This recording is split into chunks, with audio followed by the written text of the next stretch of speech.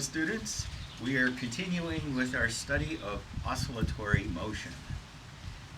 We've got something that looks to you like it's oscillating back and forth. But what this really is, take a look at what you really have here. It's a wheel. And it's going in the counterclockwise direction, which is the positive direction. And from this perspective, from this place, you see what looks like sinusoidal motion, left and right. Now, for the purposes of explaining something that is in the diagram in the notes, I want to stop it and we'll start it at just the right position. All right, so now it's the same setup, but from a different perspective. You're now looking, the computer was over here, recording from over there. Now you're looking at it from a 90-degree different position. Ready? 3, 2, 1, go.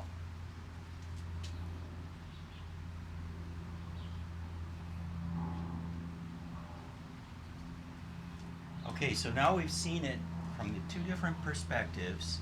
Time to analyze what we've got. Before we get into the analysis of the motion caused by the wheel, let's do a quick review of vocabulary that we're using in this chapter. So we've got periodic motion, something that motion that repeats. Cyclic motion means the same thing. We have oscillation, which means a back and forth cyclic motion, such as what a clock does or a spring oscillator. Now, these motions don't necessarily have to be smooth. Like the jackhammer example, it was a very unsmooth kind of back and forth motion. Smooth back and forth motion is called simple harmonic motion.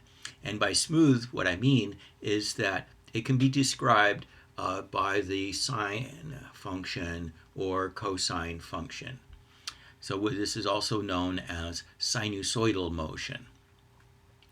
The time it takes for a complete back and forth is called the period, gets the symbol t. How far it moves, so if we're starting from a center place, and we are moving a certain distance to the right and then back to the beginning, a certain same distance the other way. That's called the amplitude. So from the 0 to how far out you get, that's called the amplitude of the motion. The frequency is how many times you go back and forth per second, and it has units of cycles per second, which is also called hertz.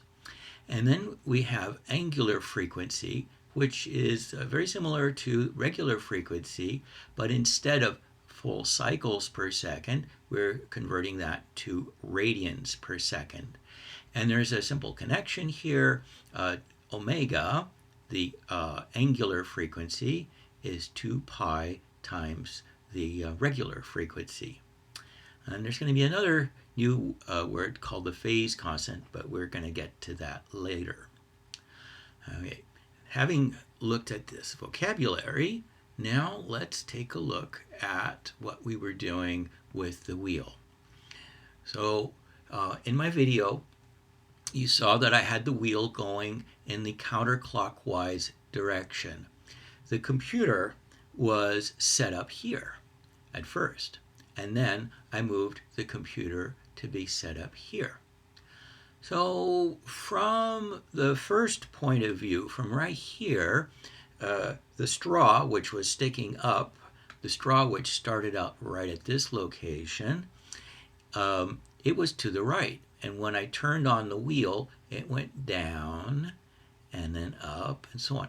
And if you turn your head 90 degrees, you'll see that this is cosine motion, right? The cosine of an angle at 0, the cosine is 1, and then at 90 degrees, it's, or pi over 2 radians, it goes to 0, and then at 180 degrees it goes to a negative 1.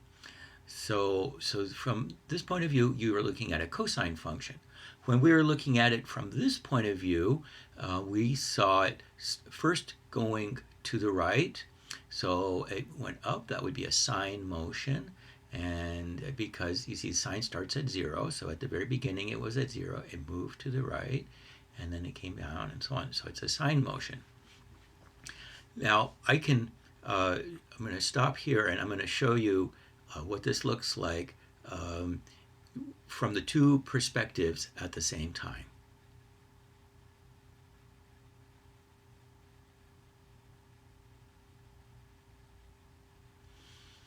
Okay, so we've seen how the motion of a wheel, rotary motion, can be turned into simple harmonic motion, a sine wave or a cosine wave.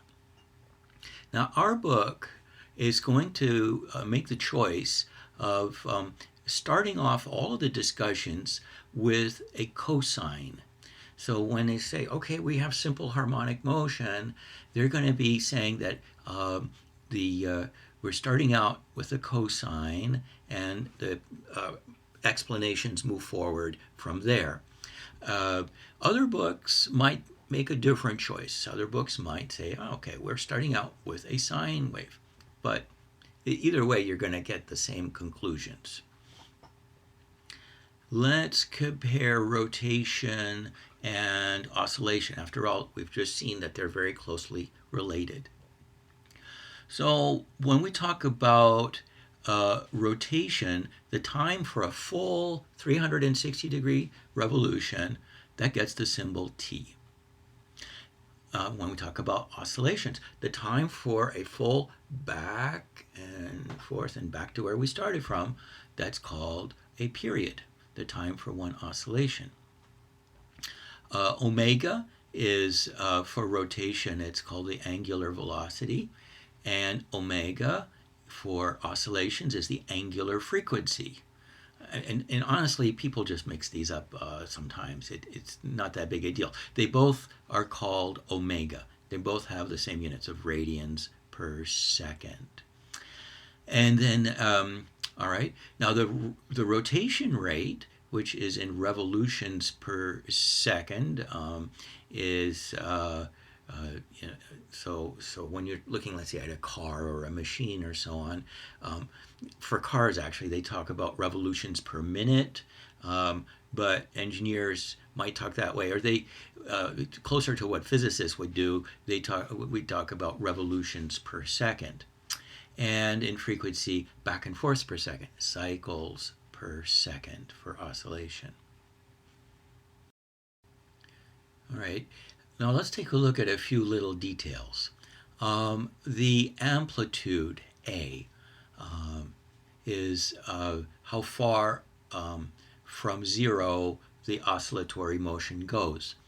The amplitude A for it relates to the radius of the wheel. So if the straw that was sticking up was at a distance A, a radial distance A from the center, that would correspond to this amplitude here.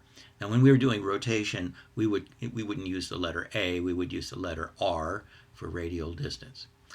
Okay, now this sine wave here is described by this equation here. So the displacement is equal, x is equal to the amplitude times the sine of the angle. Now the angle is constantly increasing if the wheel was going in the clockwise direction. And so the angle theta is equal to omega times t, assuming we're doing radians. So omega is the angular frequency and t is the time. Okay, now theta or omega t happens to equal pi over 2 right here when you're at the maximum, and it's equal to pi when you're here, and 3 pi over 2, and then finally 2 pi when we've done a full cycle. So that's a very important thing to remember. A full cycle has happened when theta has gotten up to 2 pi radians. Now let's take a quick look at the other way of here, which is actually the way we're going to use more often than not. This is a cosine function, right? So we have right here, let's see, that the x as a function of time is the amplitude A times the cosine of the angle, but the angle is increasing all the time. As time increases, theta increases. So we have the angle is equal to omega times t. And so this cosine wave, which, we have to look at it from, have to turn our head 90 degrees, is given by A cosine omega t. So it starts out at amplitude A, then at 90 degrees, or pi over 2, it gets down to 0.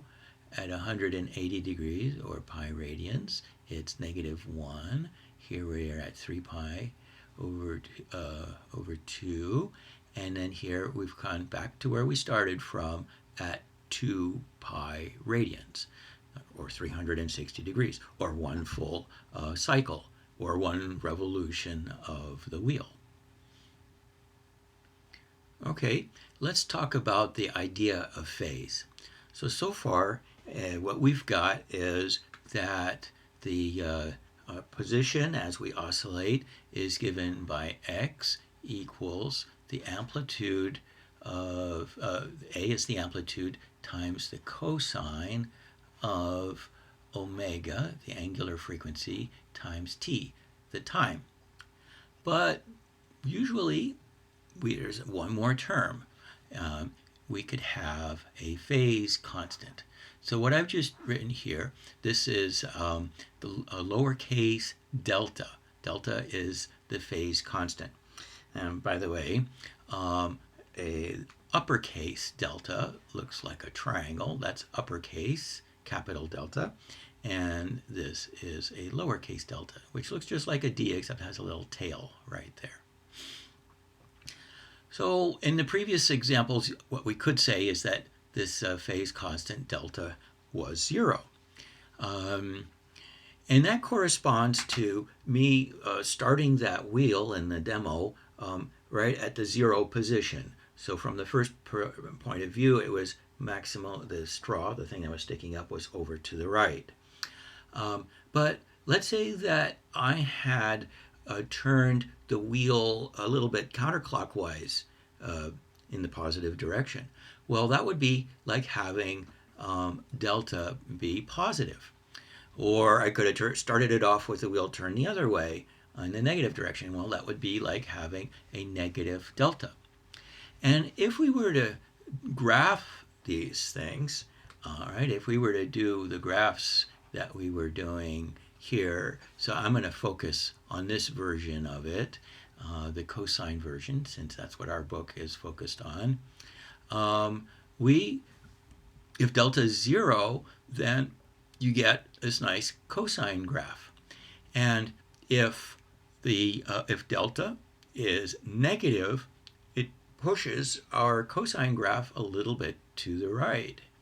And if delta is negative, it pushes our cosine graph a little bit to the left. And now you're going to say, wait a minute, that's confusing, because isn't going to the right the positive direction? Yeah, but think of it this way. Think of it like a clock. You see, here our cosine clock is running a little late. It should have been up here at the top, but it got up to the top a little late here. So our cosine clock, so to speak, is running slow. And that kind of gives you an idea why this is negative. And then here, it's all for the red one. It's already gotten to the top. It was up to the top a little bit too early, And so, yeah, so this would be like a clock that's running too fast. So that's a positive delta. Okay. So this motion, right? When you move the graph one way or the other, this is called a phase shift, and the phase shifts are like really important in communications, in radio engineering, and so on. It's a big deal when you have a radio signal going down a cable that introduces a negative phase shift, right? The radio signal comes out a little bit too late, or a little later, maybe not too late, but a little later. Okay, now here's a question for you. What what delta would turn a cosine function like this into a sine function, right? So a sine function looks like this. So think about that for a second, right? You're moving to the right, so it's a negative. Negative how much? Negative pi over 2. Yeah.